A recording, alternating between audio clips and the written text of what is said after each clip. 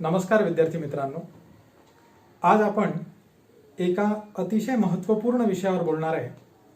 Morality, नैतिकता. नैतिकता म्हणजे नेमकं काय? मानवी जीवनामध्ये त्याची व्याप्ती किती मोठी आहे?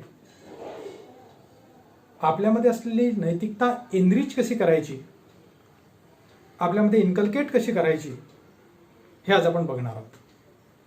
मी doctor PS Pande, associate professor and head department of chemistry, Shankarlal Khandelwal college Akola, आपल्याशी बोलतोय. सर्वप्रथम आपण बघू की मोरॅलिटी म्हणजे नेमकं काय. Morality is a clear distinction between right and wrong, good and bad, should or shouldn't. योग्य काय किंवा अयोग्य काय, चांगलं आणि वाईट, आणि काय करायला हवं आणि काय करायला नको, याच्यामधला क्लिअर फरक जाणून घेणे आणि त्याप्रमाणे आपले ॲक्शन्स करणे, याला आपण मोरॅलिटी असं म्हणतो. आता काही कॉमन प्रिन्सिपल्स आहेत मोरॅलिटीचे, ते आपण बघू. अगदी बेसिक गोष्टी आहेत, तिथून आपण सुरुवात करूया. First thing, always tell the truth. नेहमी खरे बोलणे. Keep your promises. Do not destroy the property. Do not cheat anybody. Be loyal. Be forgiving. Seek justice. Save humanity. Have respect to others and take the responsibility for your actions. अतिशय महत्त्वाचं. ज्या actions, ज्या deeds आपण करणार आहोत, त्याची 100% responsibility आपण जर घेऊ शकत असू, तर आपण मॉरॅलिटी आत्मसात केली असं आपल्याला म्हणता येईल. आता आपण वन बाय वन बघणार आहे. सगळ्यात पहिला कोणता प्रीरिक्विजिट जर मॉरॅलिटीचा असेल तर तो आहे fearlessness. Fearlessness is one of the prerequisite of morality. परंतु फिअरलेसनेस आणि ॲरोगन्सी याच्यामध्ये बेसिक फरक आहे. There is very thin line between fearlessness and morality. निर्भय असणं हे अत्यंत महत्त्वाचं आहे, परंतु ॲरोगन्सी असता कामा नये. आपल्याला या दोघांमधला फरक अतिशय क्लिअरली लक्षात येणं आवश्यक आहे. Never do anything that you can't admit, because if you are ashamed of your deeds then it is definitely wrong. आपण सुरुवातीला बघितलं की मॉरॅलिटी असण्यासाठी राईट अँड रॉंग हे काय आहे हे ओळखणं अत्यंत आवश्यक आहे. त्याची ही लिटमस टेस्ट आहे. एखादी गोष्ट जर आपण ॲडमिट करू शकत नसू, पब्लिकली त्याला आपण ॲडमिट करू शकत नसू, सांगू शकत नसू, तर डेफिनेटली इट इज रॉंग. चांगलं काय किंवा वाईट काय हे जज करण्याची ही प्रथम पायरी आहे. One should admit. जर एखादी गोष्ट आपण चांगली केलेली आहे, योग्य केलेली आहे, तर definitely we can admit it. And if we can't then it is definitely wrong. Now, right is right even if no one is doing it, and wrong is wrong even if everybody is doing it. सगळेजण करतात आहे म्हणजेच एखादी गोष्ट right असेल असं नाही, आणि कोणीच करत नाही म्हणून एखादी गोष्ट रॉंग आहे असे आपण म्हणू शकणार नाही. आपल्याला राईट आणि रॉंगमधलं डिस्टिंक्शन हे आपल्या लेव्हलवर तपासून पाहायचं आहे, त्याची पडताळणी करून पाहायची आहे, आणि मग आपल्याला निर्णय घ्यायचा आहे whether I should go for it or not. So, depending on your consciousness, आपल्याला ठरवावं लागेल चांगलं काय किंवा वाईट काय. नंतरचा एक महत्त्वाचा मुद्दा आहे की to educate a person in mind but not in morals is to educate a menace to the society. बघा, फक्त एज्युकेशन घेणं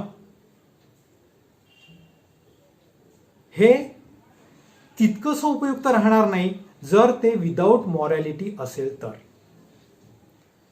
पण education with morality is very very important and useful to the society. जर आपण morality शिवाय education घेत असू तर ते एज्युकेशन तितकंसं महत्त्वपूर्ण राहणार नाही. नंतरचा एक महत्त्वाचा मुद्दा आहे की moral courage is higher and rare value than the physical courage. बघा, नो डाऊट फिजिकल करेज असणं हे अत्यंत आवश्यक आहे, त्याच्यात दुमत असण्याचं कारणच नाही. परंतु moral courage is always higher and rare value than the physical courage. आणि मॉरल करेज केव्हा येईल? जेव्हा आपण केलेली डीड्स, कृती ही 100% योग्य आहे हे आपल्या मनाला 100% पटलेलं आहे, त्यावेळेस definitely automatically moral courage will develop in you. And once this moral courage is developed, it is always higher and better than the physical courage itself. नंतरचा एक महत्त्वाचा, आता आपण पुढची पायरी पाहणार आहोत. What should we do and what should we not? If we can benefit someone without harming someone else, we should do so. म्हणजे जर आपण एखाद्याला बेनिफिट करू शकत असू without harming anyone else, then we should definitely do that. And if we can prevent harm to someone without harming someone else, we should also do that. Means आपण एखाद्याचं होणारा हार्म किंवा नुकसान हे टाळू शकत असू, थोपवू शकत असू, जर इतर कोणाला हार्म न करता, तर ते सुद्धा आपल्याला करायला पाहिजे. आता आपण काही मॉरल आर्ग्युमेंट्स बघू. It is wrong to use people as means of other people's end. फार महत्वाचं आहे हे. वॉर्सच्या बाबतीत लागू पडेल, युद्धांच्या बाबतीतला हा मॉरल आर्ग्युमेंट आहे. बघा काय म्हटलंय, it is wrong to use people as means of other people's end. कृष्णाने महाभारतामध्ये सुद्धा हे सांगितलेलं आहे की war should be the final option or it should not at all the option. जर धर्माला अधर्माविरुद्ध विजय मिळवण्यासाठी जेव्हा सगळे मार्ग बंद होतील तेव्हाच वॉर हा ऑप्शन ठेवावा लागेल. वॉर किंवा युद्ध हे सोसायटीसाठी कधीही आवश्यक नाही, कधीही युजफुल नाही, नेहमी ते हार्मफुल राहील. म्हणून म्हटलेलं आहे की it is wrong to use people as means of other people's end. पुढचं आपण पाहू. Do not argue about what a good man should be. Be one. एक चांगला माणूस कसा असायला पाहिजे याच्यावर आर्ग्युमेंट करण्यापेक्षा आपण स्वतः एक चांगला माणूस बनणं याच्यातच सगळ्या मॉरॅलिटीचं तथ्य सामावलेलं आहे. तर आपण आतापर्यंत बघितलं की मॉरॅलिटी म्हणजे नेमकं काय. It is a clear distinction between good and bad, what should we do and what should we not, and त्याला इम्प्लिमेंट कसं करायचं हे सुद्धा आपण बघितलं. आता आपण एक याच्याशी समर्पक उदाहरण म्हणून मी तुम्हाला एक महाभारतातली गोष्ट सांगणार आहे. तर आपण महाभारतातली ती गोष्ट पाहणार आहोत. त्यावेळेस महाभारतामध्ये जो सम्राट होता, जे सम्राट असायचे, तर त्यांना ते एक यज्ञ करायचे, त्याला म्हणतात राजसूय यज्ञ. आणि त्या राजसूय यज्ञाच्या वेळेस एक पद्धत होती की त्या सभेमध्ये उपस्थित असणारा जो सर्वश्रेष्ठ व्यक्ती आहे त्याला अग्रपूजेचा मान मिळायचा. तर भीष्मांनी त्यावेळेस अग्रपूजेचा मान श्रीकृष्णाला दिला. का दिला असेल? श्रीकृष्णाने त्यांच्या आयुष्यात अनेक चमत्कार करून दाखवले म्हणून नाही. श्रीकृष्णांनी त्यांच्या सामर्थ्याने अनेक युद्ध जिंकले म्हणून नाही. तर श्रीकृष्णाचा तत्कालीन जनमानसावर इतका मोठा प्रभाव होता, त्यांच्याजवळ असलेल्या मॉरॅलिटीमुळे इतक्या मोठ्या प्रमाणावर जनमानसाला त्यांनी आंदोलित करून टाकलं होतं की त्यामुळे त्या काळात सर्वश्रेष्ठ व्यक्ती म्हणून भीष्मांनी श्रीकृष्णाला अग्रपूजेचा मान दिला. महाभारत काळामध्ये पाऊस हा इंद्र आपल्याला देतो अशी समाजाची धारणा होती आणि त्यामुळे इंद्राची पूजा दरवर्षी करायचा एक उत्सव त्या काळामध्ये होता. परंतु श्रीकृष्णाने समाजाला हे सांगितलं की गोवर्धन पर्वत हा आपल्याला पाऊस देतो, त्याच्यावर असलेल्या वृक्षांमुळे आपल्याला छाया मिळते, फळे मिळतात. त्यामुळे इंद्राची पूजा न करता गोवर्धनाची पूजा सुरू करा असं श्रीकृष्णाने समाजाला सांगितलं आणि समाजाने ते ॲक्सेप्ट केलं. म्हणजे पर्यावरणाची पूजा करण्याची एक परंपरा श्रीकृष्णाने त्या ठिकाणी घालून दिल्याचं आपल्या लक्षात येईल.